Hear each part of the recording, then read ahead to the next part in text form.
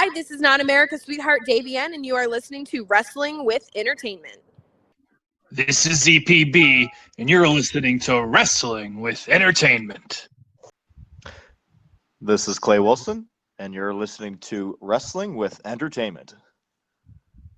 This is Mickey Fulp, and you're listening to Wrestling with Entertainment.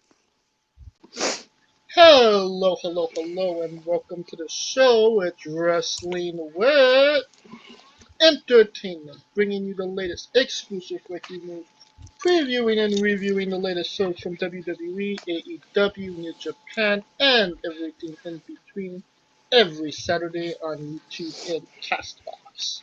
I am your host, James J. As always, alongside me, Scooter Dust. Good evening, wrestling fans. And it's a great day for wrestling, because we are wrestling with the Hog, the king of sloppy talk, a sued dude with attitude, Mickey Fulp.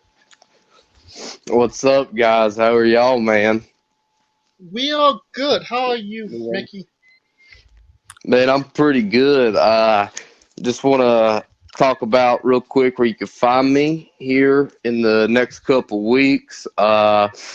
This Friday, I will be doing a taping for PWF. That will be on Internet Wrestling TV within the next few weeks. That is a no-fan event, so if you're in the local area for PWF, unfortunately, you can't buy tickets and come to the show. But like I said, you can catch us on IWTV in the next few weeks for that show. And as for this Sunday, I will be at Firestar Pro Wrestling in Greensboro, North Carolina. So I got a few things coming up. And even next Thursday, Thanksgiving night, I will be in Mount Airy, North Carolina for AIWF Mid-Atlantic. That one, we will have fans. If you're in the Mount Airy area, please come out. Obviously, masks are required and social distancing, all that good stuff, but we will have fans. Me and a mystery opponent will be taking on the Pink Gang for the tag team titles that night. So real fun stuff there. You can find me on social media, on Facebook at Mickey Fulp, Instagram at nasty_shucker. That name has been my name since high school. I'm keeping it. I don't care if you like it or not. And as for Mickey_Fulp on Twitter. So yeah, follow me, give me some likes, and hopefully I'll see you at one of our very socially distanced mask required shows soon. And you can find all of this information in the video description down below, whether you're listening on YouTube or Castbox. And then, Mickey, you're keeping busy in these trying times. Yeah, man, I'm trying, but when this stuff started back in March, that weekend, I remember this stuff started back, probably like the second or third week of March. That weekend, I actually took off to go to Augusta, Georgia. The girl that I was dating at the time, her sister was getting married and all that stuff, so I had to go down there. So I missed the weekend of wrestling because of that, and I didn't wrestle again until July 11th in Dallas, North Carolina. Me and Michael Spencer took on the Dawson brothers, of all people, for my first match back in 4 months. But it seems like ever since that date, I have had at least 1 or 2 shows a week. So, but again, very socially distanced, masks, all that good stuff, because we are in trying times. We have a very, very, very serious pandemic going on. And so it's important that we can do these wrestling shows, but we do them safely and following guidelines and all that good stuff. Well, after 3-4 months of inactivity, wrestling the Dawsons doesn't sound like a good time. Yeah, no, it was not a good time. I remember Dave Dawson hit me with a drop kick in that match, like right at the beginning of it, and I was like, oh, this is, I haven't felt this pain in a long time. Okay, so this is what this is. Like, I remember now. Welcome back to wrestling. Yeah. Exactly. That was a good welcome back to wrestling, getting drop kicked by Big Dave Dawson, that's for sure. Now, I read an article from the Stokes Gazette Statistics News, I believe, and they wrote an article specifically about you and how the pandemic affected you. Um, Hmm. was and now you're you're keeping busier than a lot of independent talent we've spoken to recently. Was that article, because I know that was back in March ish, Hmm. and that's where you mentioned the New York Wrestling Connection, my home. Um, was that article more of a uh, double edged sword? As in, yeah, it got your name out there, but it kind of just reminded you of the plight that was happening all this time? Or have you actually been one of the few talents that have just been keeping busy this entire pandemic? It's been a little bit of both. Just some backstory on that article. I'm glad you mentioned that. The guy who wrote it, his name is Robert Money. I'm from Stokes County, North Carolina, which is my local newspaper that wrote that. Robert is actually a ex football coach of mine from when I was a kid. I've known him pretty much my whole life. He actually wrote another article about me last July, I believe, just about me wrestling and stuff like that. And yeah, he's the sports writer for the Stokes County newspaper. So I'm really glad that you brought that up. I want to give a big shout out to Robert because he's really been a big supporter of mine since I started wrestling. But yeah, he wrote that article. He hit me up about doing that. Like you said, I think it was about April, March, something like that. Probably when the pandemic really first started sitting in. But yeah, it kind of like to answer your question, kind of both. It really got my name out there because it got a lot of shares and people were reading it. People who don't live anywhere near Stokes County, North Carolina, obviously were reading it since, like you said, your home promotions is New York Wrestling Connection. So you obviously read it. But it also, it reminded me, hey, obviously at the time, when the article was wrote and everything, I didn't think this pandemic was going to last that long. In my mind, when this thing started, I thought, okay, we'll get this thing under control by June at the latest. And here we are in November, and it's actually gotten a whole lot worse and continues to get worse. But I'm still, I'm still keeping busy, and that's the most important thing. Like I said at the top of the show, every show that I have done since the pandemic started has followed the guidelines the best that they could. And I think in these trying times, as much as it is important to stay home and to not go out as much, it's also important to, um,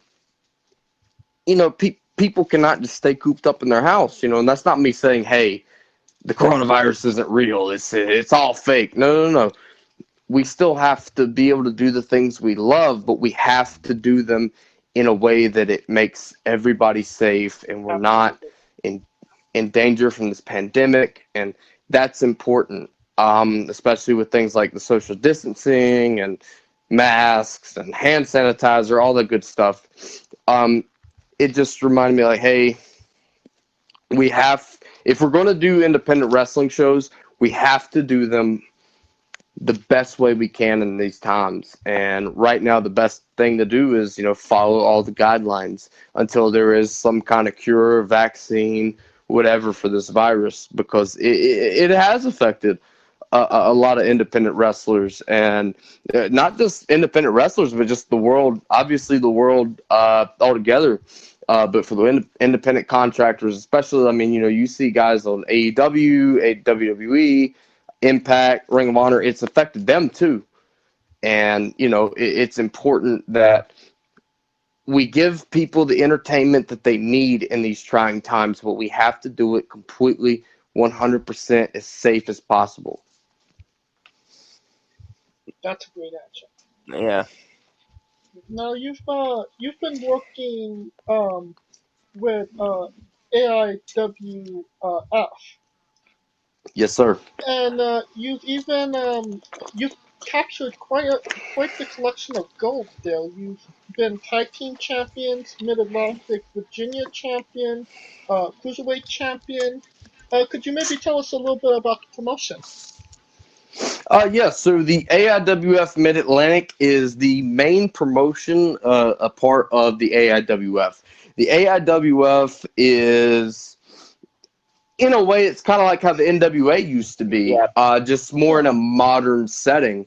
So obviously, like with the NWA, it used to be territories and everything, but the AIWF is more, hey, if you're an independent promotion, you want to be a part of us, you obviously come on in. We have world champions. We have our promotions like AIWF Mid Atlantic, which is the original AIWF promotion, which was started by Mr. Rick Diesel. And the cool thing about AIWF Mid Atlantic is, in a way, that's kind of my own promotion. I started training with Josh Gary at USIWF in Kernersville, North Carolina, back in 2016, February 2016.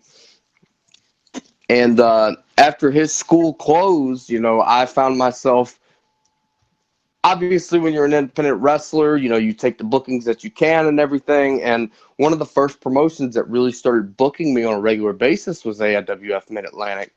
And I just stuck with them throughout the years. Even after Josh's school closed, I found myself continuing to go to Mount Airy and even Virginia. AIWF Mid Atlantic, their main city that they run in, or town that they run in, is Mount Airy, North Carolina. But they also run a lot of shows in Southeast Virginia. A lot of the towns they run are very small towns, like Ivanhoe, Virginia. Like, nobody's ever heard of Ivanhoe. That's not me saying anything bad about Ivanhoe, but obviously not a lot of people have heard of it, but they run those little towns, and hell, we draw pretty much the whole town whenever they're on a Saturday night, which is great, good stuff. But yeah, as far as the AIWF goes, that's kind of the idea. Is supposed to be almost not the territorial thing, because it's not a territory thing. It's more of a, hey, if you're an independent promotion, we don't care where you are. If you want to join our family, you can. And the AIWF has promotions in, obviously, the Southeast, the Northwest, the Northeast, everywhere in the United States, plus a lot of promotions in the UK. I think we have one in Austria, Spain, or excuse me, not Spain, Portugal. I think at one point there might have been one in Thailand too, if I'm right. I could be wrong about that.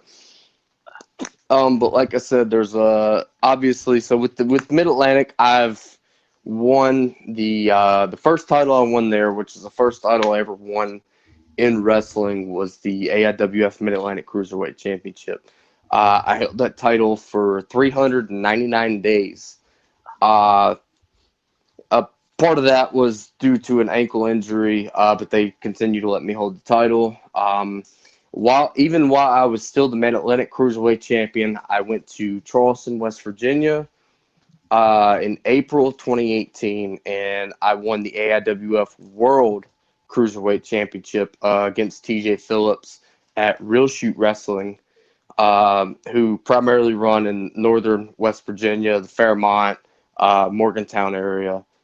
I've also captured the AIWF Mid Atlantic tag titles with Ty Tyson. Like you said, I'm a former AIWF Virginia heavyweight champion, actually the last ever Virginia heavyweight champion. And obviously, I'm a former Mid Atlantic heavyweight champion. I held that title for little over a year. I just lost this past August to Kevin Phoenix, who is actually the current world champion. So not a bad guy to lose it to. But yeah, the AIWF has been. Right? Well, I used my rematch clause a few weeks ago on Halloween to go for the world championship. I kind of bypassed that rematch for the Mid Atlantic title. I kind of had a choice, and I went for the world title again and didn't win. Faced Kevin Phoenix in a a Stairway to Hell match. which is kind of similar to the 3 stages of hell match, but it's kind of the Iron Man rules. So essentially, the rules of the match were it was a 30-minute Iron Man match, but every 10 minutes, the match type changed. That is a cool concept. Yeah, that is a very great concept. Absolutely. And just let me, if you guys don't mind, I'll tell you the 3 match types real quick. So it started absolutely. off as a tables match. Then went to an Inferno match, which isn't a classic Inferno match. Usually when you think of the Inferno match, think the ring is surrounded by fire. No, this one was just, hey, if you can put your opponent through something on fire, you get a point.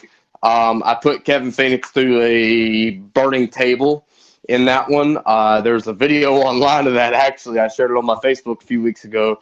And then the last match was a barroom brawl match, which was actually a conception of one of our promotions for AIWF over in the UK last year. I can't remember the name of the promotion off the top of my head, but Kevin Phoenix actually did a match, a Stairway to Hell match in the UK for the world title last October, and one of the stipulations was a barroom brawl.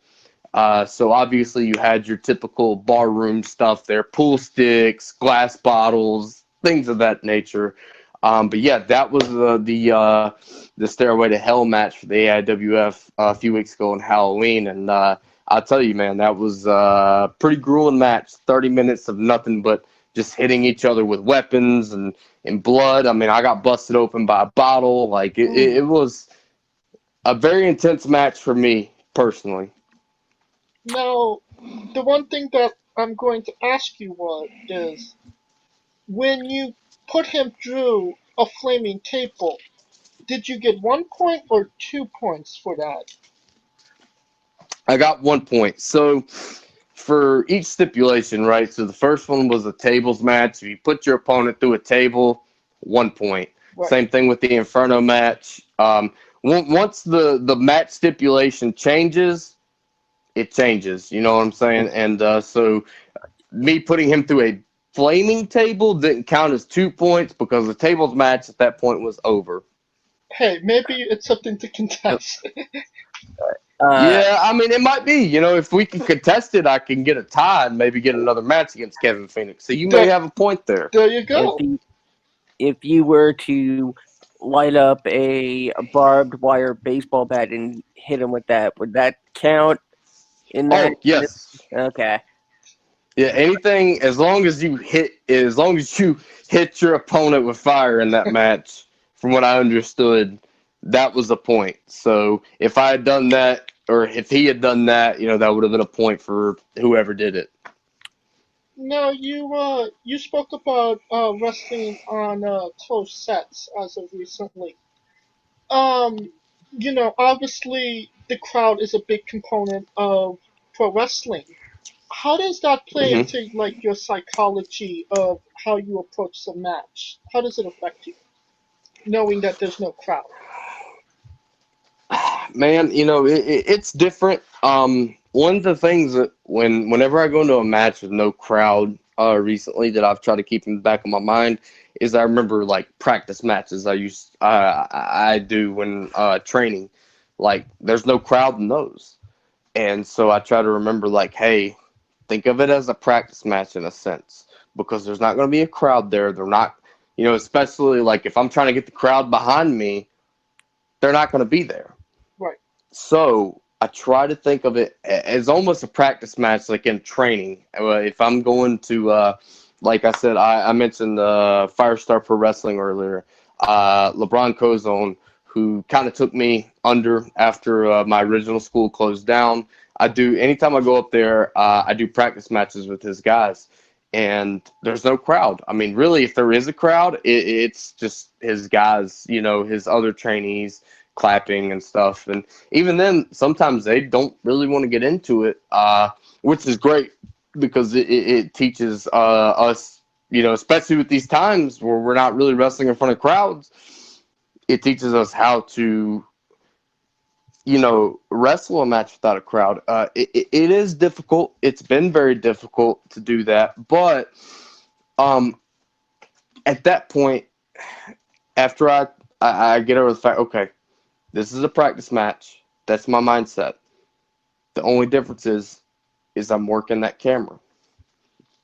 The camera is my crowd because the camera is capturing this match to show to an audience somewhere. So that's what I concern myself about as far as these matches in front of no crowds. Because obviously people aren't going to do a no crowd match with no camera around. They're not going to do, they're not going to have matches without somebody watching. And right now, like you said, there's no crowds. So that camera is the crowd right now. So that's what we have to really put a lot of our attention to in a lot of these matches. That's a great way to look at it. Yep. Yeah, that's and always. Now, I found something very interesting. You have a degree in criminal justice. Now, Yeah, I do. how did that come to be, and what sort of was your mind frame in pursuing that and then pursuing wrestling as a primary career? So I'd always wanted to be a pro wrestler since I was a kid, and I remember when I was in high school, I think it was about my sophomore junior year. My dad told me, he said, "Hey, if you finish high school, I will pay for your wrestling training. We'll find you a school, and I will pay for it," which he did. So big shout out to my dad there, because I know eventually he's going to listen because I told him I was doing a podcast tonight. But yeah, so he told me he'd pay for my wrestling training, and I at the time, but my senior year ended, I was still iffy about it. I was like, I'm a fan, but I don't know if I really want to get into it. 'Cause at the time, I also didn't know any local training schools. So what had happened was I went to college. I went to Forsyth Tech down here in Winston-Salem, North Carolina. I got my associate's degree in criminal justice because that was something I was passionate about. I never really wanted to be a cop. I wanted to work more in the probation parole side of things if I ever were to use that degree. And it was my second ever semester in at Forsyth Tech, and at the time I had been going to this local independent show who I've actually recently done some work for, called AML Wrestling. AML Wrestling is ran by Brian Hawks and Tracy Myers. They also run WrestleCade every November. Obviously, they're not doing it this year. Well, they're doing a little online exclusive thing this year, but obviously WrestleCade's like a big weekend convention during Thanksgiving weekend down here in Winston-Salem. But I was going to their shows when they were running, and that's where I actually met Josh Gary. He had a booth set up at a show one year back in January of 2016. And I just remember, I'd been kind of talking about, as we've been going to these shows, I kind of was getting more interested and really getting into the business. And I told my dad, hey, I'm really interested in this. I remember you telling me, hey, if I graduated high school, you'd pay for this. I graduated high school. So I remember I was I was originally going to go train with George South at High Spots in Charlotte. Charlotte is a 2-hour drive from me. So I was wanting to talk to George that same night that I met Josh. I was going to go talk to George about going to training with him. And this isn't me saying anything, but George South is one of the best of all time. He's very, he's one of the best trainers of all time. You look at some of the people he trained, like Cedric Alexander, who's on Monday Night Raw every Monday with the Hurt Business, doing good stuff. But I just remember meeting Josh, and he was more local, and I talked to Josh, and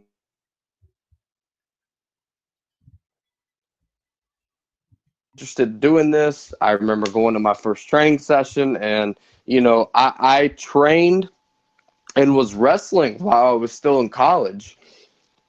No, there was a point where I was working a part-time job because, again, I was in college. I couldn't work full-time.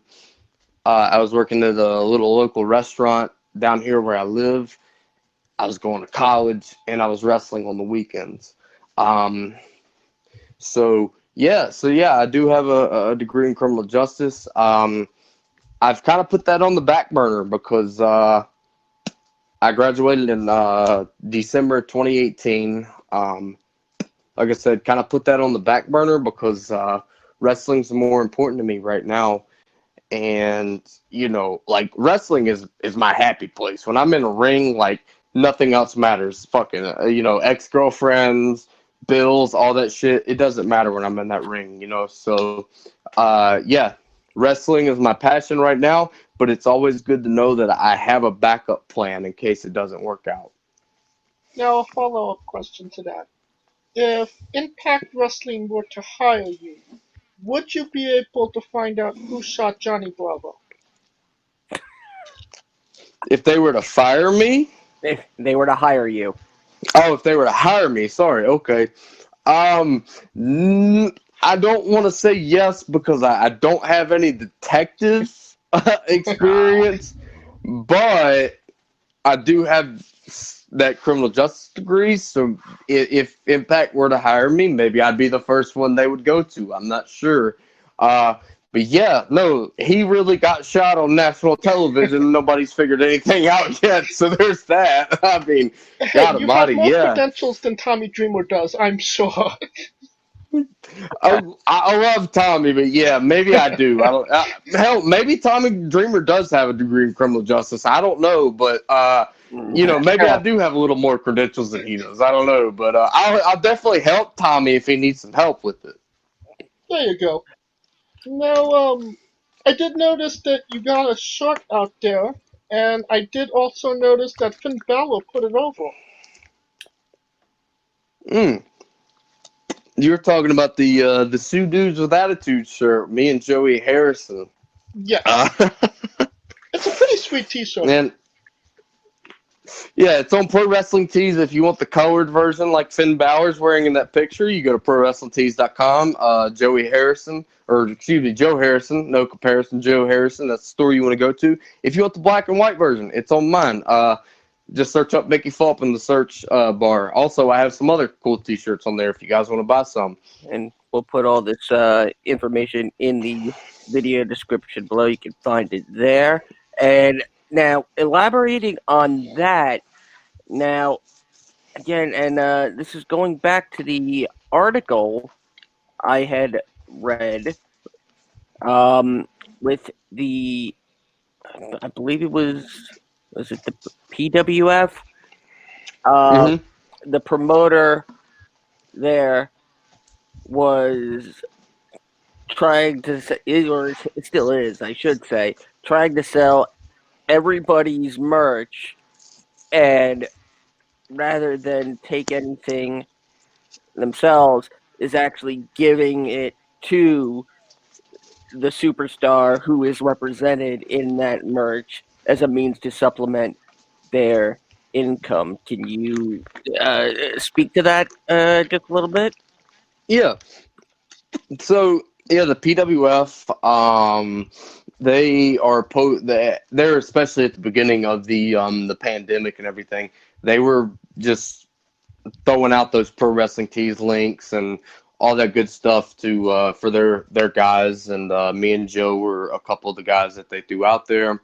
Some other ones, Bojack, Antonio Ace, some of their guys. But yeah, the PWF is one of my favorite promotions, not just because of things like that, but because they genuinely treat their performers like family. One of the cool things I'll put over PWF for this definitely. They have catering for us before the shows. The guy's name is Billy Cruz. Shout out to Billy. He brings us some Mexican inspired food like burritos, oxtails, things like that before every single show. We don't have to pay a dime for it. Those guys in PWF, Billy and his crew, they take care of us. More than just posting our pro wrestling tees links on their Facebook, they've always took care of us. The main guy who runs PWF now is Jakob Hammermeyer from Shikara. It used to be Steve Carino, actually, and Colby Carino has a lot to do with the promotion now as well. He always has, but he definitely does now. So Colby and Jake and Zane Riley, they really take care of us in the best way possible. And, they always put on good shows. So, yeah, big shout out to them. But, yeah, they really took care of us when this pandemic started because they posted those links and they told their fans, like, hey, your favorite PWF superstars, they need your help right now because this pandemic, they're not wrestling. And here's our pro wrestling tees. There you go. Go for it. Buy some T-shirts. Buy some stuff. Support these guys when they need it the most. With the holidays coming up, maybe for some of our lucky listeners out there, maybe we'll buy a couple of shirts and maybe we'll give them away for an end of the year contest. Wink, wink. There you Sounds go. interesting. There you go. Now, you brought up your tag team partner. You was tag team champions with Joe Harrison, the Sioux Dudes with Attitude. You were best tag team of 2019. Best tag team of Yep. forever. Can you tell us about the tag team and your relationship with Joe? Yeah, so funny story. So PWF, it was kind of it was a last minute kind of thrown together thing, Joe was looking for partners for the past few shows. He'd gone through a couple partners and some tag matches and they hadn't won. And then all of a sudden he picks me. If you watch the first match, me and him tagged together, he was not the happiest tag with me. But we ended up winning that match. And then later in the year, we won the number one contendership of the tag titles. Eventually, in January of this past year, we won a triple threat tag match against the teams of Bojack and James Anthony and Lindsey Pike and Donnie Ray, who were the tag champions at the time. So, yeah, and ever since then, me and Joe have really bonded. We text a lot. We talk a lot. And it's funny, when I was about 15 or 16, I used to follow this promotion on Facebook in Myrtle Beach, South Carolina, which is where Joe is from, called C4W Wrestling. That's where he trained. That was his home promotion. They're no longer around. But I remember I used to follow them on Facebook because my mom lives in Myrtle Beach. And I remember just going to like a Dollar General or something like that one day and seeing like a poster for him. So I followed him on Facebook. So when I started following them on Facebook, I knew a Joe Harrison before I even got in the business. So for me to be tagging with Joe Harrison and to be tag champions in a promotion with him now, like there's that like 15 or 16-year-old me that's like, oh, dude, this is cool because I used to love No Comparison Joe Harrison, just mostly because of that name, No Comparison Joe Harrison. Like, come on, that's a cool nickname to go. I love the rhyming in it. And, so me and Joe have a good relationship. He's a good dude. Like, he's genuinely just such a nice guy, and he loves the wrestling business, and he wants the best for our tag team, as do I. And me and him but before the pandemic, we were really trying to expand outside of PWF, and we still are now that the pandemic, now that there's wrestling within the pandemic, we're still trying to wrestle more outside of PWF. And some of the promotions that we've been looking at are UPWA, which runs in Wilmington, North Carolina, the show, the Southern House of Wrestling, which runs in Murrells Inlet, South Carolina, And Ring Wars Carolina is where me and him have been talking about maybe coming to. Obviously, I've been doing some stuff with RWC, but I've been talking to him about, hey, man, you know, they got these tag titles up here in Lumberton. You know, maybe we ought to challenge for them. So we'll see. Hopefully, me and Joe Harrison will have more tag team gold around our waist going into 2021. Oh, we're definitely looking forward to that. Mm-hmm. And obviously you've had tag team success, but you've also had single success as well with gold.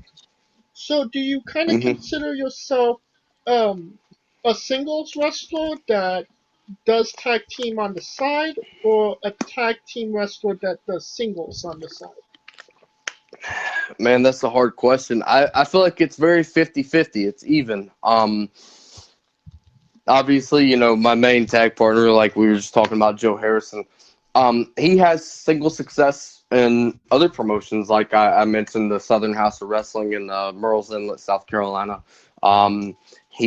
He's been very successful there, and then I've been very successful in places like AIWF Mid-Atlantic. And so it's very 50-50. Obviously, like right now, I'm going and doing a lot of shows for Real Shoot Wrestling and Fairmont, West Virginia, running in that area, Fairmont, Morgantown, West Virginia area.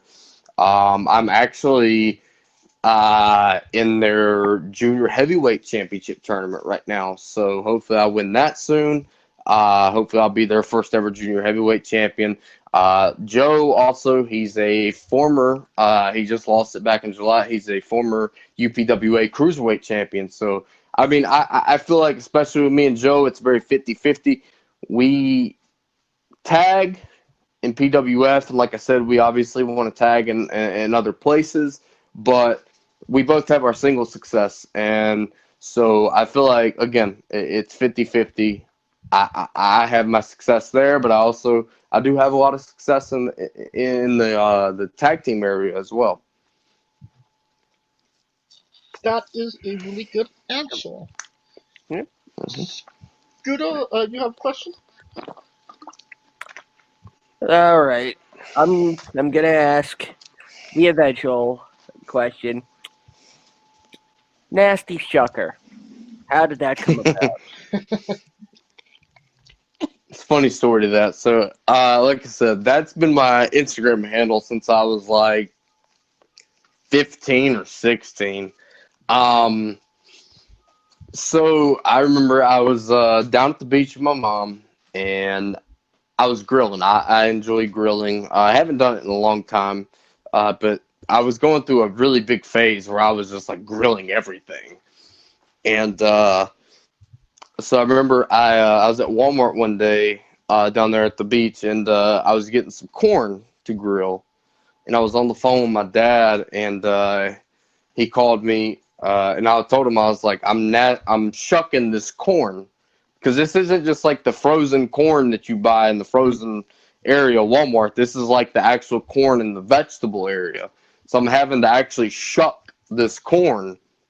And so he made the joke of, oh, you're not a nasty fucker, you're a nasty shucker.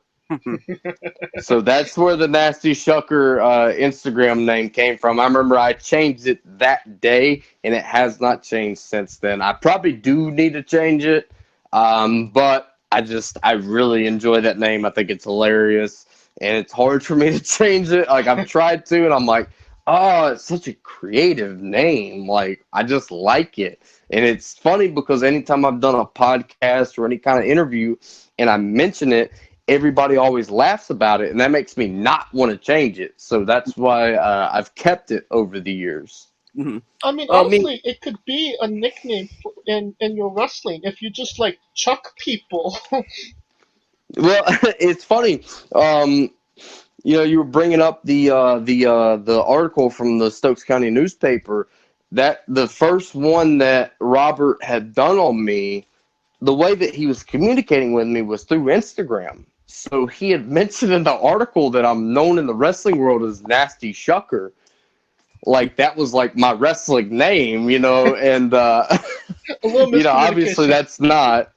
I've never even used it as a nickname in wrestling, so it's funny that you mentioned that. I've thought about it, and I like my other nickname, the Hog and the King of Sloppy Top more. So, which I haven't used that Sloppy Top name in a long time, but it's still around. Hey, you can No, never have enough nicknames. Exactly. me personally, I actually don't like to shock my corn. I keep the husk on, wrap some twine around it, put a little butter in there, and then grill it with the husk on. Okay. Hey, nothing wrong with that, brother. No, nothing wrong at all. Now it is time for that segment once again. Mickey Fulp's Bizarre Adventure. You are a professional wrestler. You drive up and down towns, and bizarre, weird, odd things always happen. Can you tell us maybe a road story well that fits that description? Okay, so I'm glad you asked me about this. So the first one that comes to mind, I believe it was around July of 2019. I did a shot for Real Shoot Wrestling. They were running a show in Cleveland, Ohio, like right in downtown. I rode up there with OMG James Ryan and Pretty Boy Lane. That was our car, and so Tim Cross, the owner of Real Shoot Wrestling, he has a buddy named Logan who works for Marriott, I believe, hotels. He's like a general manager at the one in Fairmont. So he got a hookup for the one in Cleveland, in downtown Cleveland. Originally the hotel room was for he got two hotel rooms for O'Shea Edwards and Barrington Hughes because they were on that show. And both of them, they had early flights in the morning, and by the time the show ended, it was like 1 or 2 o'clock in the morning. So they were like, you know what? From what I understood, they pretty much said, we're just gonna wait for our flights. We're not gonna take the hotel room. So okay. So for me, James and Lane, we're like, this show was at a bar too. So we were, after the show, we were drinking all that good stuff, and so we take one of the rooms because it's up for grabs, and it was offered to us, so we took it, and we got there, we get in the hotel. I mean, this is a nice little hotel. Like, it's one of those ones that's got like the bar downstairs where you can buy like snacks and sodas and stuff. And it's not just in a machine. It's like you have to go to the counter and buy it. But I remember we get on the hotel, or excuse me, in the elevator, and it's me, Lane, James Ryan, and Logan, the guy who got us the hook up on the hotel, and Tim Cross. And we're all getting on the hotel, and this guy and his wife, they're probably in their 40s, get in the elevator with us, and they're obviously, like, they're both just wasted. Like, we think we're drunk. These people, we're on 5, they're on 10. Like, they are very intoxicated, especially this guy. So he's just running his mouth. He's just talking. He's just whatever. We just got back from a wedding.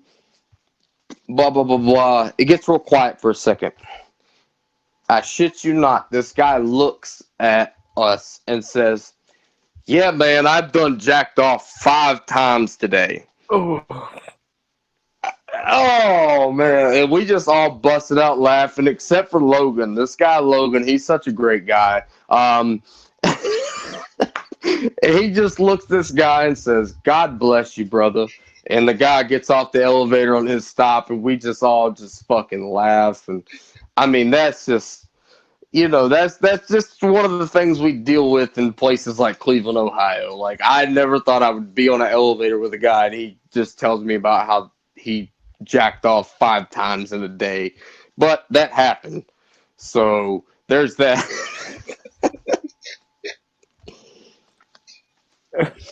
Good story.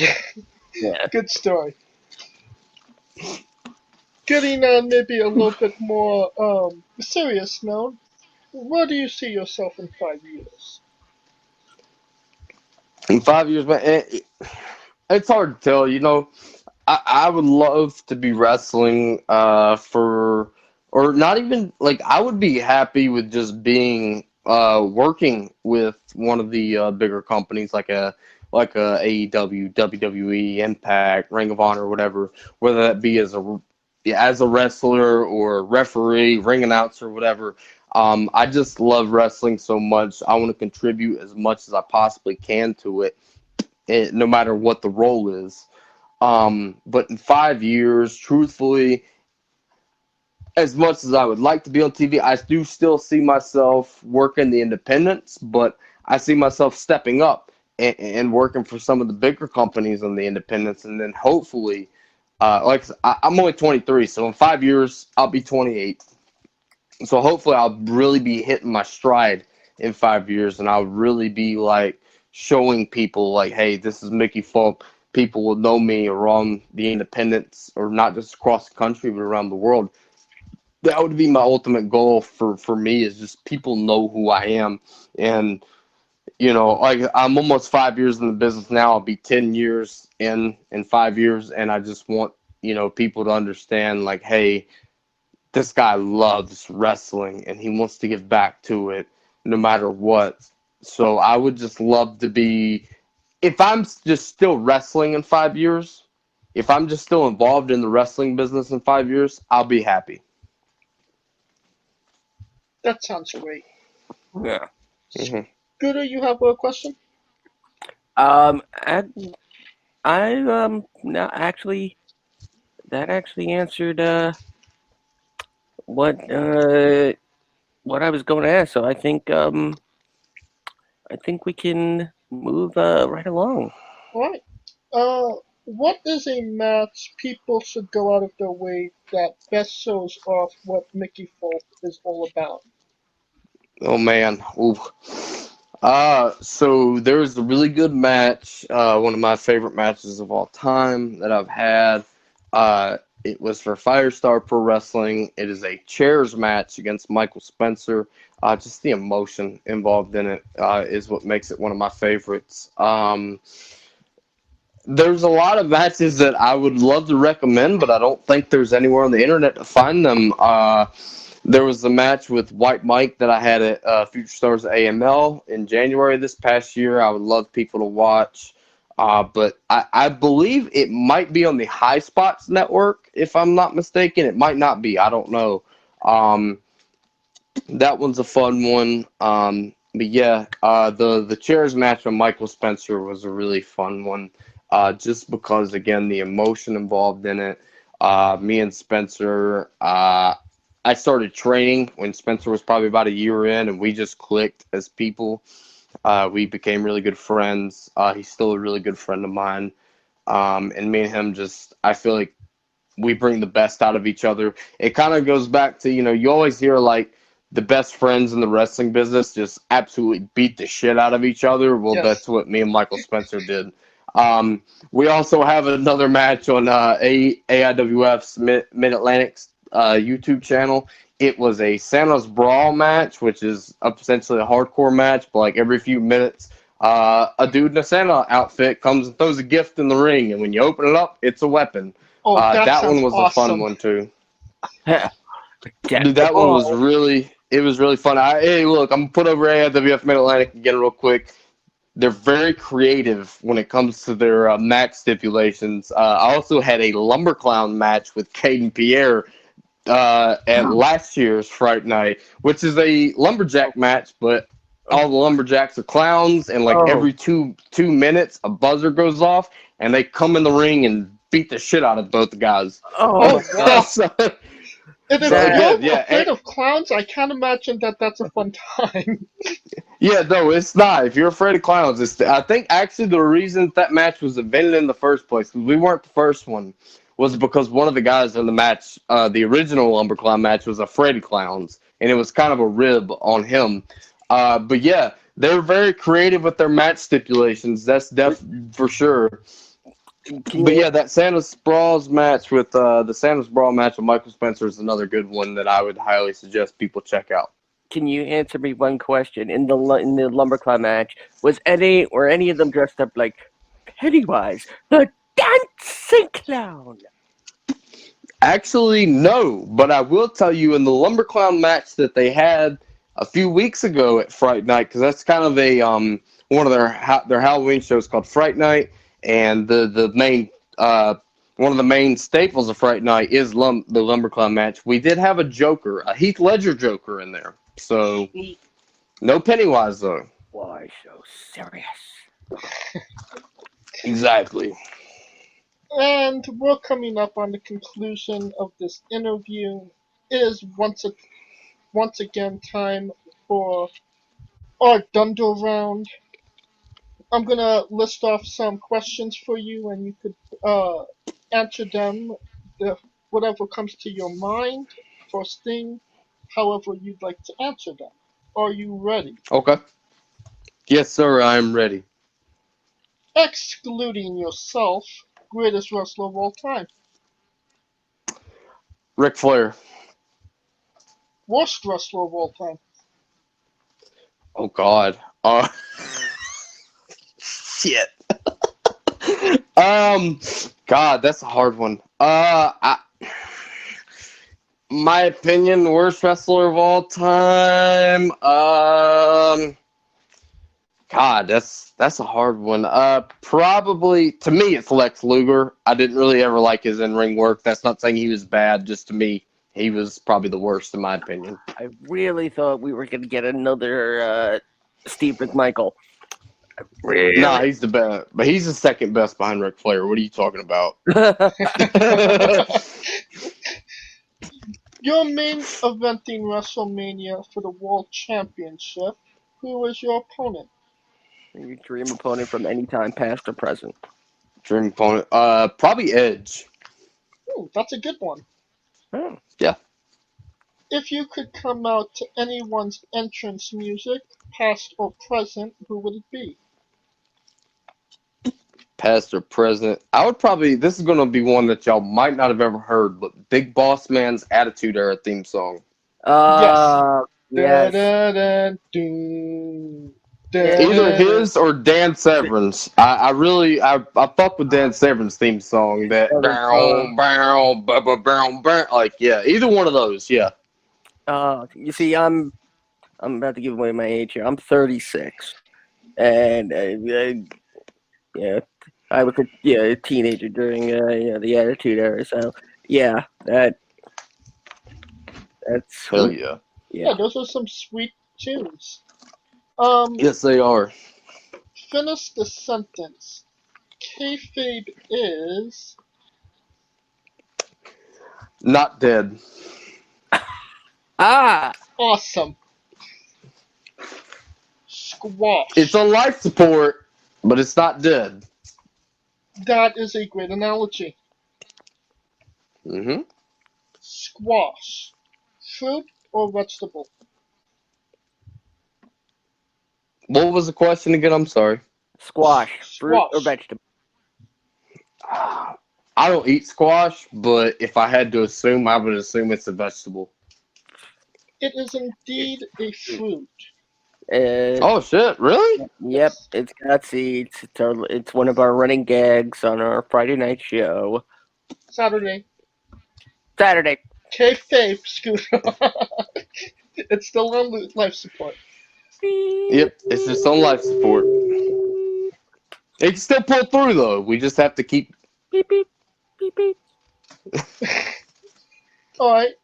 New Japan Pro Wrestler Taichi's ring gear gets smaller every year, revealing more of himself to the world. My question, what is the appropriate trunks to butt cheek ratio for ring gear? It's a hard question for me to ask or to answer because I don't wear trunks, but I would say the least amount of butt cheek that's hanging out is probably the best way to go. Again, I'm not a trunk guy, so I don't know. Hey, that's respectable. Mm-hmm. And the last question. Have you ever struck up a conversation about Darby Allin in a supermarket? I've ever struck up a question about what? Have you ever struck up a conversation about Darby Allin in a supermarket? I can't say that I have. And that is the correct answer. Another running gag on our Saturday show. Fair enough, but hey, you know what? I'll probably next time I go to the supermarket, I will probably ask somebody, "Hey, do you watch Darby Allin on TNT this past Wednesday?" Oh my god. By the way, he's TNT champion. In case you didn't know, I don't know if you guys know that. If you do happen to do that, if you could DM me what actually happens on Twitter, I would deeply and greatly appreciate that. If I do it, which I probably will now, I will definitely put the conversation on Twitter. Thank you so much. Yes, sir. And that will conclude our interview. Thank you so much, Mickey, for coming on. We hope to have you on in the very near future as well. All right, hey man, thank you guys for having me. And anytime you guys want me on the show, just hit me up and we'll make it happen. And where Absolutely. can they find, once again, where can we find you on social media? So Facebook, just search up Mickey Fulp. As for Instagram, obviously at Nasty_Shucker because we had a whole conversation about that. So I hope you would know where to find me on Instagram. And Twitter at Mickey_Fulp. If you run into a picture with me and Joe Harrison, that's it right there. So yeah, that's my social media. And again, thank you guys so much for having me on tonight. I appreciate it. Oh, absolutely. Absolutely. And you can join us next week on Wrestling with Interviews. We're not sure who we're gonna have on at this moment, but we're sure we're gonna get you another great interview. And you can find us this Saturday as well on the normal Wrestling with Entertainment show on YouTube and Castbox. Just talking about New Japan, WWE, AEW, everything in between, as always. And as always, you can find me and Scooter on Twitter at JamesJ993. Where can they find Scooter? And as always, at Scooter Dust and holding it down for the UNB Wrestling Network at UNBS Wrestling. For our very special guest, Mickey Phelps. For Kaliko Yachts, Mitch Mayhem, Scooter Dust, I am James Shea, and this has been Wrestling with Entertainment.